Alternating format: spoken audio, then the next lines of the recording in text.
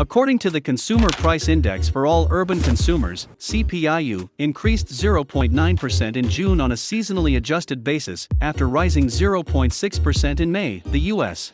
The Bureau of Labor Statistics reported in June. The gas prices have also jumped from June of 2020 to June of 2021 by roughly $1 for several reasons, and the price of the barrel of oil have been spiking. In pork industry, the prices have been going from $80 to well over $129. Lumber prices are also heading up to nearly 4 times higher than last year according to home building experts partly. The situation in the U.S. is further dire.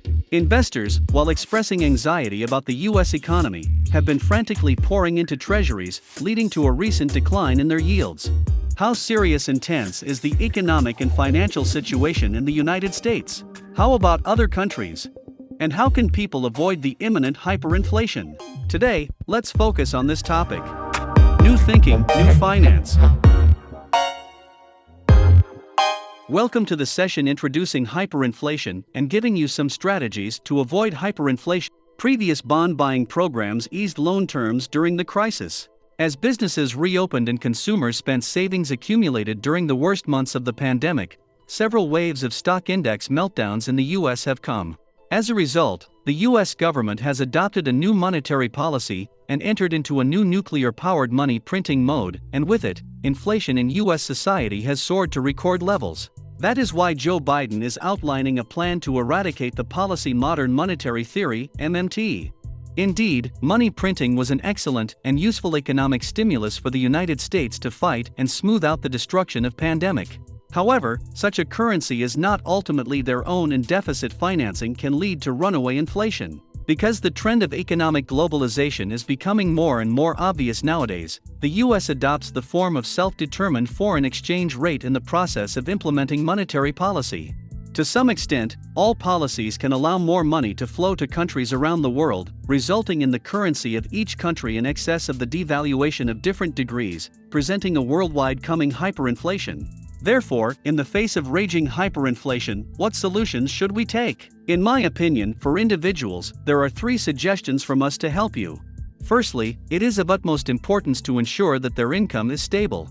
In times of economic change, the stability of your financial resources is crucial to your purchasing power.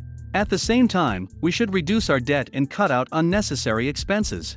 For example, if you have a plan for every month in which you spend $2,000 on your luxury clothes, like some beauty, they like to buy different band clothes to make fun. Therefore, in order to decrease the nervousness from the economy, the girls can moderately decrease their expenses. This measure will benefit everyone.